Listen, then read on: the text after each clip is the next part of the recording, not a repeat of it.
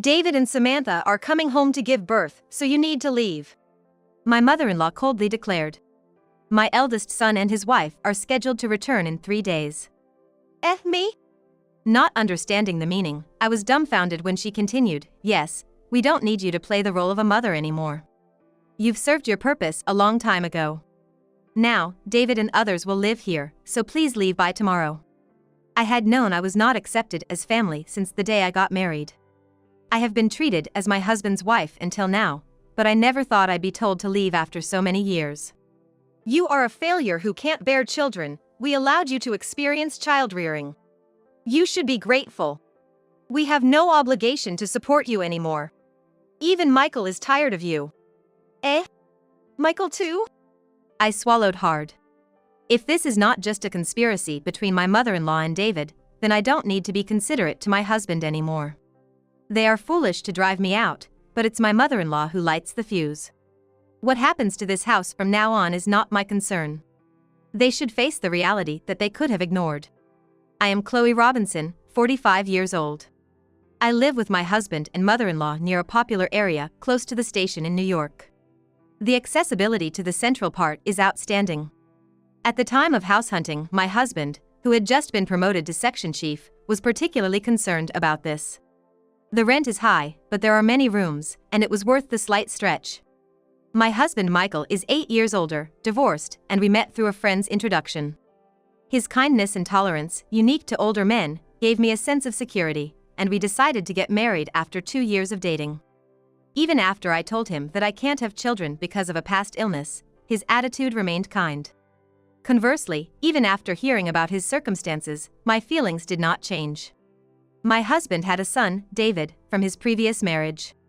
I'm truly sorry to ask you, a first-time bride, to live with a parent and son. I will not cause you any other trouble.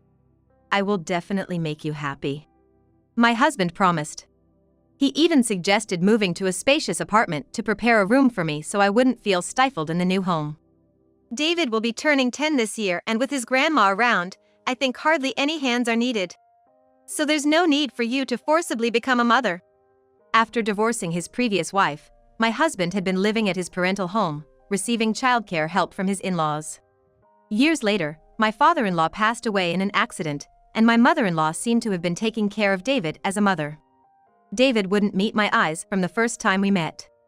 I figured it was just shyness, or maybe it was the difficult age, so I didn't mind it. As long as he accepted me as a housemate, I was fine with that. My mother-in-law was a quiet and elegant person. Even when I visited for a marriage greeting, she was polite, and I thought we could get along living together. I'll prepare the meals as usual. Michael often comes home late, so it's fine if meal times are different. Chloe, I'll ask you to take care of cleaning and laundry. Understood. Thank you very much. After getting married, I changed from being a full-time employee at the pharmacy to a part-time one. I started to work slower in the morning to share household chores, and I usually got home around 8 p.m., but the meal was always prepared when I arrived. I was thankful for this living arrangement. My mother-in-law and David would have their meal before, and I was always alone. Though I felt somewhat sad about being married and eating alone, I accepted it as our style. However, it turned out that my mother-in-law never thought well of me and had no intention of accepting me as a family. David, you have a sports day coming up before summer, right? When is it? We'll all go to cheer for you. A while after our marriage, I spoke to David, whom I still couldn't get close to. Yeah. No, Interrupting David's hesitation, my mother-in-law cut in. We'll go to the sports day, just Michael and me. Chloe, you don't have to worry about it. Misinterpreting my mother-in-law's words, I thought she was being considerate. I can take a day off work, let's all go together. It's fine. You are Michael's wife. The family for David is still just me and Michael. I was considerably shocked. When I spoke to my husband about it that night, Mom was always clinging to David. She probably thinks you're going to take David from her. I'll talk to her. Eventually, I also started participating as a mother from that year's sports day, but aside from school events, there were almost no opportunities for David and me to be alone together. Sometimes David seemed like he wanted to say something, but my mother-in-law always intervened. I learned it later on, but it seemed that my mother-in-law had been bad-mouthing me to David. Chloe was saying she could be happy alone with Daddy if you were gone. She's a terrible person, right? Daddy is surely being deceived by her. It wouldn't be strange if a boy in his sensitive years developed distrust towards me after hearing such things. It's a sickening story, but back then, I never thought that my mother-in-law could do such a thing. After graduating from high school, David immediately moved in with his girlfriend who he had been dating and left home. After getting a job, a year later, David registered his marriage with his girlfriend without having a ceremony. When David left home, it was surprising how my mother-in-law stopped doing household chores. Instead, it seemed that bullying me became her only pleasure. She didn't cook anymore, just sat at the dining table waiting for me to come home. I went straight to the kitchen to make dinner without even sitting down. You really are inefficient. It's gonna take you till midnight at this rate. I had always relied on my mother-in-law for meal preparation, and I was not good at cooking. As soon as the food was ready, my mother-in-law tasted each dish and complained about how bad it was every time. I'm sorry. I'm trying my best. Oh, Chloe, you are surprisingly tasteless. Good thing David never had to eat such things. If it's bad, she should just make it herself. She just wants to complain to me. Not only the meals, she also started to criticize the cleaning and laundry, which she had never mentioned before. Why are these laundries so wrinkled? You have to vacuum every corner. You really can't do anything right. Didn't your parents teach you anything? Saying that, my mother-in-law sighed while looking at me. Being demeaned about my family, I clenched my fists in frustration. I don't know how you got Michael, but I can't see you having that much charm as a woman.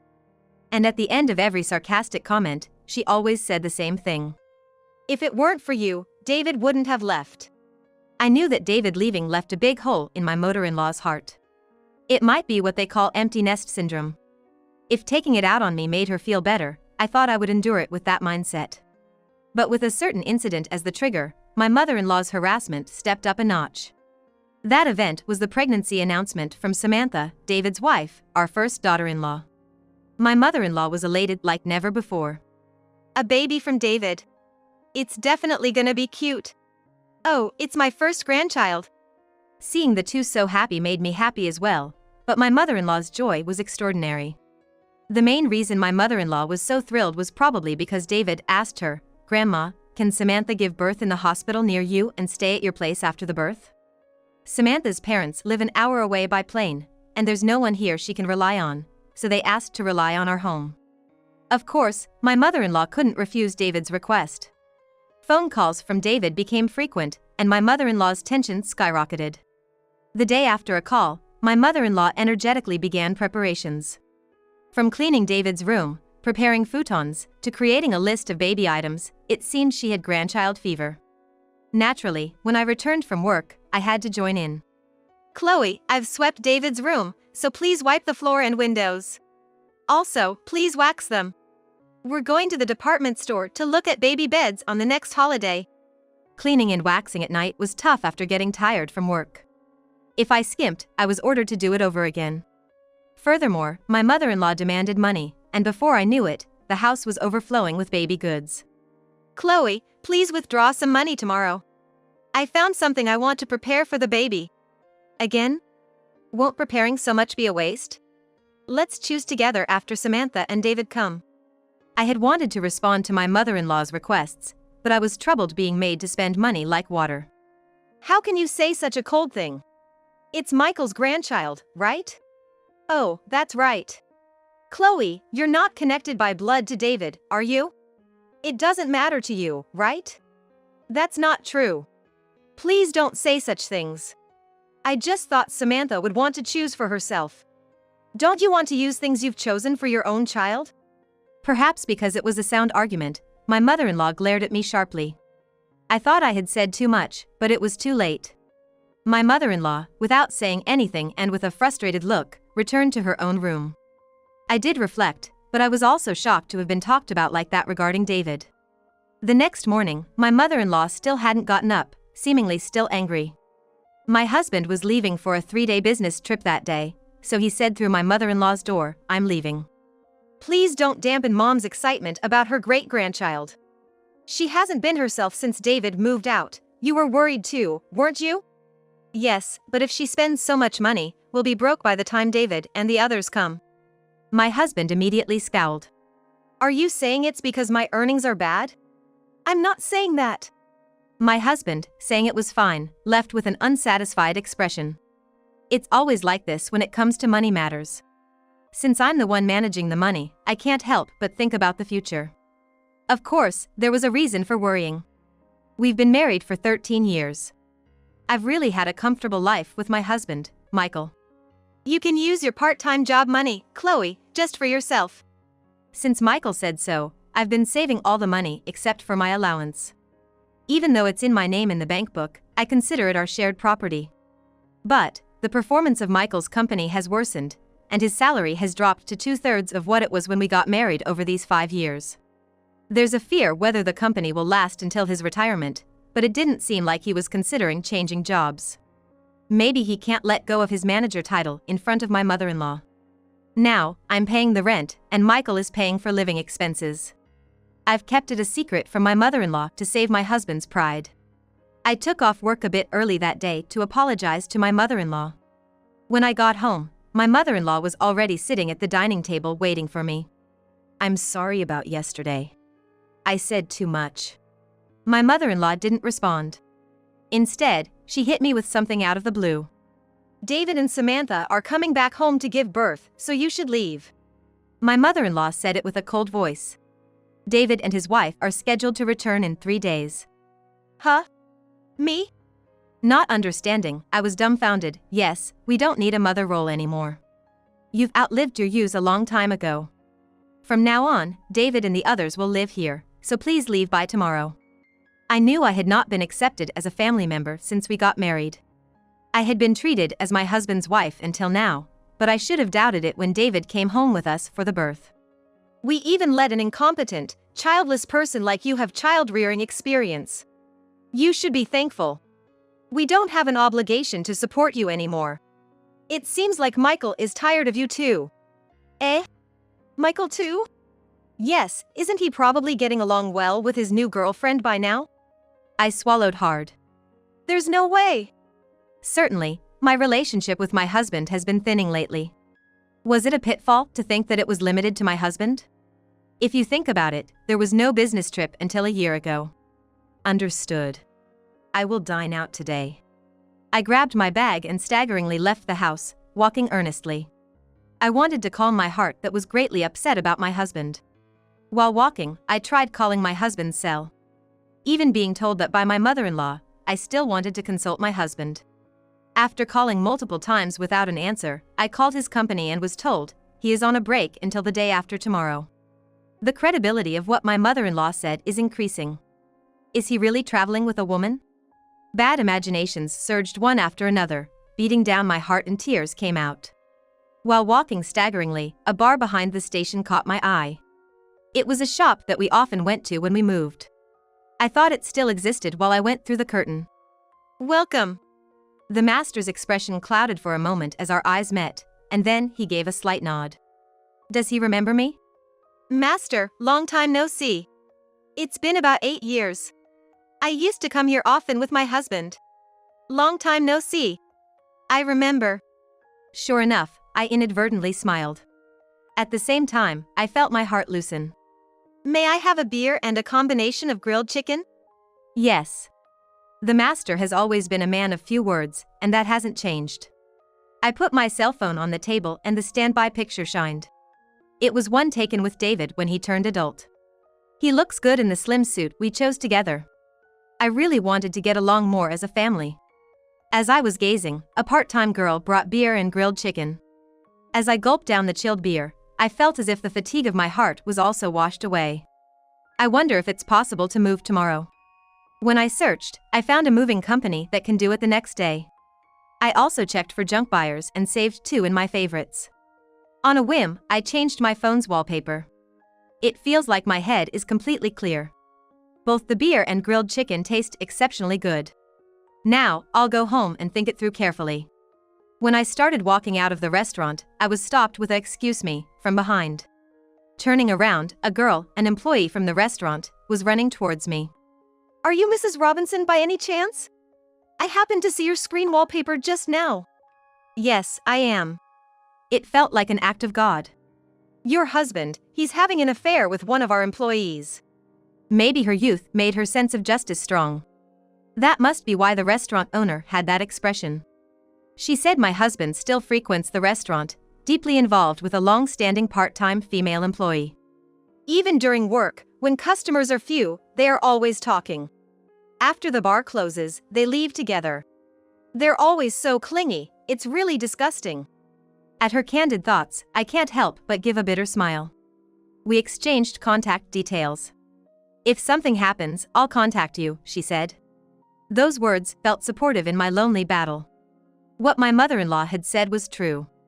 Once my mind was clear, rather than sadness, a bubbling anger was rising within me. Might as well go all out and end it. I made a reservation with the moving company I had saved in my favorites. If it's not just a conspiracy between my mother-in-law and David, there's no need for me to be considerate to my husband anymore. They're foolish to drive me out, but the one who lit the fuse was my mother-in-law.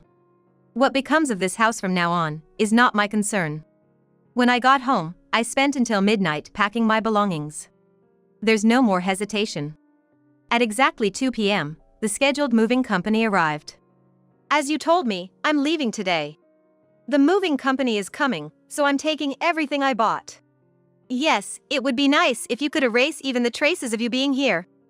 As she wished, I took out all the furniture and appliances from this house. I had been paying for everything other than rent and living expenses with my part-time job money.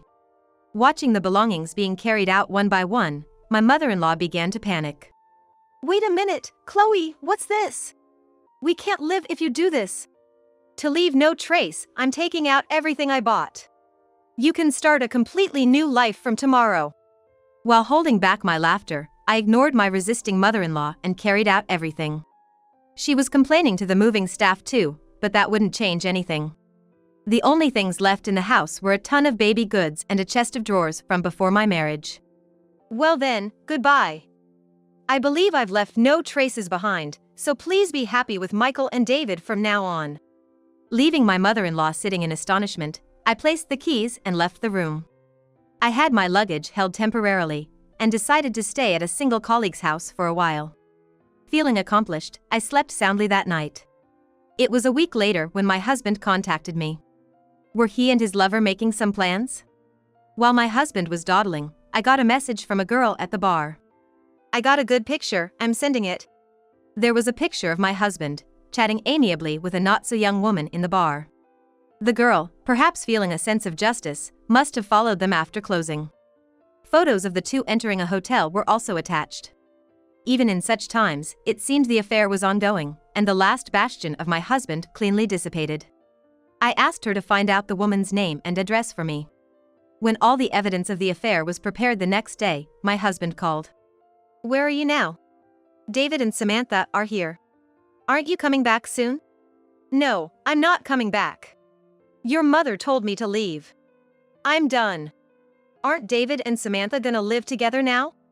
I knew it. David and his wife are moving in because they have no money. I heard that after graduating from a vocational school, they've been changing jobs, and now they're working part-time. No, I want you to come back. When I went to the pharmacy, I heard you're taking a break for a while. Do you have a place to stay? Yeah, I'm fine, so don't worry about me. Your mom and David must have hated me. They'll be glad to live freely without me. My sarcasm leaves my husband at a loss for words. He's been turning a blind eye to the fact that his mother and David have not accepted me as family. Well, it's fine. I have something to talk about too, so I'll be back there once. Yes, I have to put the finishing touches for the sake of my future life. Please, I beg you, my husband replied in a slightly relieved voice. And later on, I returned to the house after a long time. There were some new furniture and home appliances in the house. When David and Samantha saw me, they greeted me with a nod, remaining seated on the sofa. As I sit down on a chair, my mother-in-law, sitting in front of me, glares at me with a scary face. The atmosphere is bad, I should do what I need to do and leave quickly. Thinking so, David opened his mouth. What did you come here for? Took all the house stuff. Are you a devil? You've been living comfortably being supported by Dad. I sighed. I took everything because I bought it. I wanted all traces of me to disappear, just as you wished. But that's weird, right? You, just working part-time at a pharmacy, there's no way you have that much money. It seems that my husband still hasn't talked to my mother-in-law. When I glanced at my husband, he began to speak as if giving in. For a little while now, Chloe and I have been combining their earnings to get by. Then the stuff you took out is ours too, right? Caught for words, I decided to speak on behalf of my husband. Michael's company is doing badly, and his salary has plummeted. So for the past 5 years, I've been making up the difference. But that's not enough anymore, and now I'm paying the rent. My mother-in-law looked at him with surprise. I'm not just a part-timer, I'm a part-time pharmacist, and the hourly wage is quite good. Now I earn more than Michael. My husband awkwardly looked away at my words. My mother-in-law's eyes hurriedly darted between both of us. From now on, David will have to pay the rent. You're living here, right? You've been taken care of enough, now it's your turn to repay your grandmother. Suddenly asked, David, with a surprised face, inquired. How much is the rent? $2,400. Do your best. It seems I'm done playing the mother role, so I have no obligation to look after you. Pull yourself together. You're going to be a father soon. David shook his head slightly, muttering, That's impossible. Samantha, hearing this, raised her voice. Wait, $2,400? You said if we live here, we don't have to pay rent or living expenses. I even quit my job. David's salary is only $1,200, what are we gonna do? I almost burst into laughter. Don't worry, Samantha. You can move to a cheaper place, right? Michael still has a decent salary. Hearing this, Samantha's face relaxed a bit. Oh, but I'm going to claim compensation from Michael and his mistress, so life might still be tough. Finally, Samantha broke down in tears. My husband was the one in panic. What are you talking about? Ah, your mother told me. About the new woman. I'll quit being your wife. That's definitely a lie from Mom. You're the only one for me. My husband probably thinks there's no proof. Indeed, it's only been 10 days since I left the house. Wouldn't Evelyn be hurt if she heard that? Well, I'll contact her about this later. Hearing the name Evelyn from my mouth, my husband shivered. Realizing I knew everything, he sighed, holding his head. Well then, I'll be going now. From now on, let's communicate through our lawyers. Saying that, I handed him the business card of my divorce attorney. Both my husband and David said nothing more, remaining silent. As I stand up with my bag in hand, my mother-in-law stands up simultaneously. Slamming both hands on the table, she shouts, What's this? This mess is all your fault, in a voice so loud it's hard to believe she's an old woman. I am instinctively infuriated too. It was you who said get out. You said Michael had another woman. You interfered with my relationship with David. It's all on you. Feeling something hot welling up inside my chest. I regret not pushing further into my relationship with David, not holding back because of my mother-in-law. It's not about David. Play your part. Michael is having a hard time, support him as his wife. Take your responsibility as a family. What is this woman talking about? If she hadn't called David back to this house or hinted at Michael's infidelity, I would still happily be supporting my husband and this household.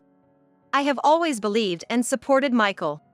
I don't need any role anymore, and I won't return. Then I look straight into my mother-in-law's eyes and say slowly. From the beginning, I was never accepted into the family.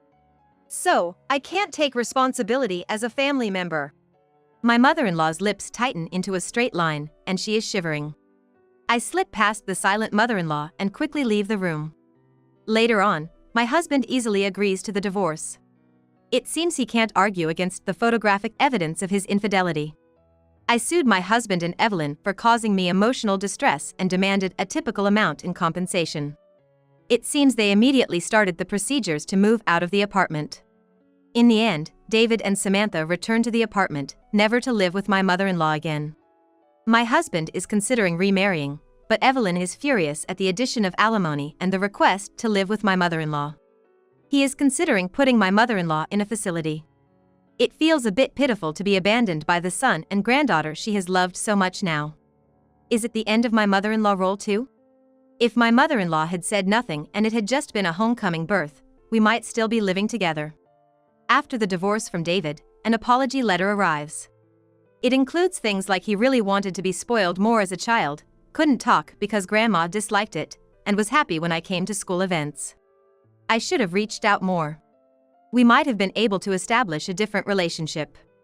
Although our relationship has ended, I am silently praying for David's future happiness. I returned to my job as a pharmacist and soon rented an apartment near my workplace. Feeling uneasy about the furniture and appliances I took with me, I ask a waste product buyer to purchase and dispose of them all. Life without the bullying is quiet and comfortable. For a while, I want to live prioritizing my own happiness rather than living for someone else.